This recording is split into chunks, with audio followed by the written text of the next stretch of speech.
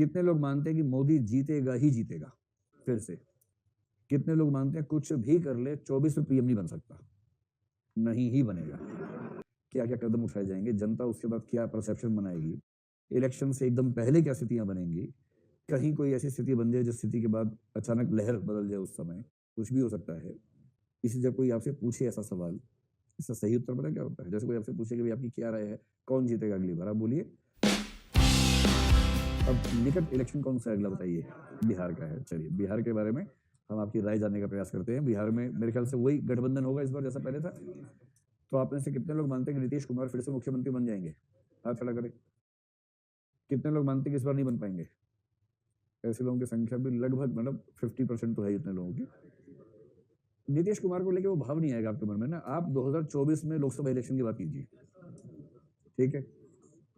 अब मैं 3 वाक्य बोलूंगा, आपको बताना है कि आप में से कितने लोग कौन से वाक्य के समर्थन में हैं। नंबर 1, कितने लोग मानते हैं कि मोदी जीतेगा ही जीतेगा फिर से, पीएम बनेगा ही बनेगा?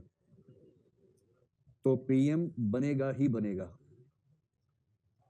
करीब 70 लोग। क्या वो कुछ बात कर दोगे क्या?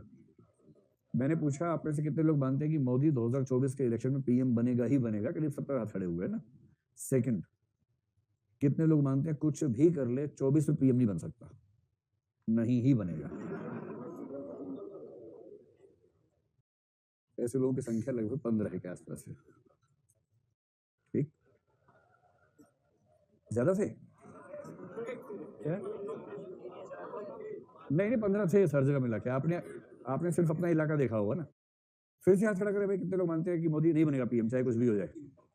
देखो यहां तक खौफ है। अब 8-9 रह गए। चलो 10 कर लो, कोई बात नहीं यार, क्या हो गया, 10 कर लीजिए, ठीक है। तीसरा, आप में से कितने लोग मानते हैं कि इस बात का फैसला अभी करना कैसे हो सकता है? पता नहीं क्या होगा, क्या होगा पता नहीं, देखिए। चलिए, और इसमें लगभग 200 लोग के आसपास हम अनुमान कर लेते हैं, ये संख्या है, ठीक है। पहले दोनों उत्तर देने वाले बराबर की मूर्खता कर रहे हैं, जैनों के हिसाब से। जैनों के हिसाब से, वैसे तो आप सही बात कह रहे हैं अपने हिसाब से। जैनों के हिसाब से हमें पता है कि हमारा ज्ञान सापेक्ष है। 2020 में हम दावा कर रहे हैं कि 24 में मोदी पीएम बनेगा ही बनेगा। ये दावा उतना ही हास्यास्पद है जितना हास्यास्पद ये दावा है कि 2024 में मोदी पीएम नहीं ही बनेगा।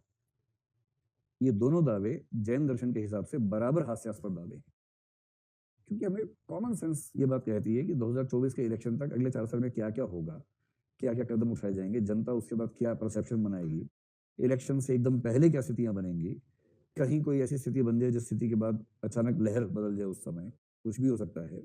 ये भी हो सकता है कि उस समय तक मोदी जी का स्वास्थ्य उतना अच्छा ना हो, वो इलेक्शन लड़ने से मना कर दे, ये भी हो सकता है।